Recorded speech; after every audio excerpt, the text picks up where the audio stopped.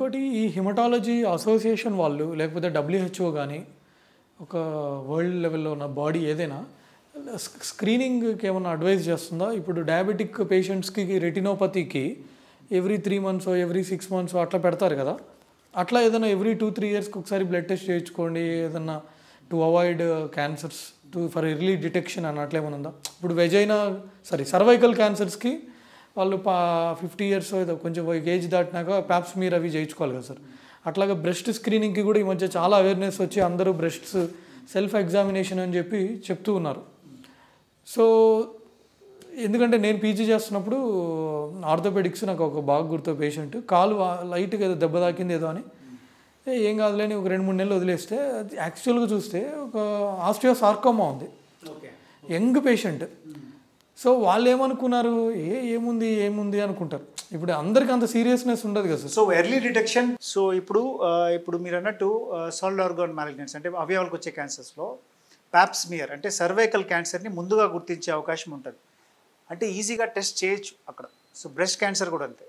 So గడ్డలు test చేసుకోవడము, annual మ్యామోగ్రఫీస్ చేసుకోవడము ఎర్లీగా పికప్ చేసే ఛాన్సెస్ ఉంటాయి.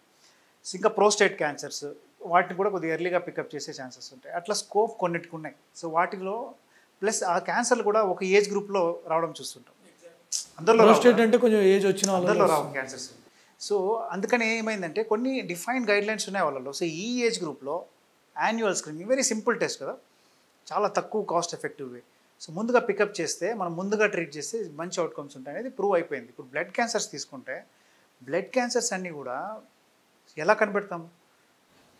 బ్లడ్లో బయటపడే టైంకి క్యాన్సర్ ఉంటుంది. ఆ క్యాన్సర్ వచ్చిన తర్వాత 1-2 weeksలో బయటకు వచ్చేస్తుంది.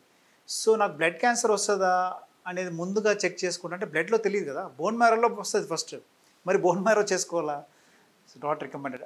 బ్లడ్ క్యాన్సర్స్ని ముందుగా పసిగట్టడానికి అటువంటి గైడ్లైన్స్ ఏం లేవు కాబట్టి ప్రాక్టికల్గా అవ్వదు. సో బ్లడ్లో బయటపడే టైం క్యాన్సర్ ఉంటుంది. సో బ్లడ్ టెస్టులు చేసుకున్నా కానీ నాకు ఉపయోగం లేదు. అట్లని పర్టికులర్ ఏజ్ గ్రూప్లో క్యాన్సర్లు వస్తాయి, ఈ ఏజ్ గ్రూప్లో రావు అంటే అట్లా కూడా లేదు కదా. సో ఏ ఏజ్ గ్రూప్లోనే రావచ్చు, చిన్నపిల్లలు మొదలుకొని పెద్దవాళ్ళ వరకు ఏ ఏజ్ గ్రూప్లోనే వస్తుంది. సో ఇక్కడ మనకి ముందుగా బ్లడ్ క్యాన్సర్ కనుక్కునే పద్ధతులు అనేవి అటువంటివి ఏం లేవు. సో హెల్త్ స్క్రీనింగ్ అంటే ఎల్డర్లీ పీపుల్లో ఇప్పుడు అందరూ కూడా ఎవ్రీ ఇయర్ చెకప్ చేయించుకుంటున్నారు సార్. వాళ్ళ కంపెనీలు ప్రొవైడ్ చేస్తున్నాయి చాలా వరకు IT companies. So every year they are getting all the routine blood test done.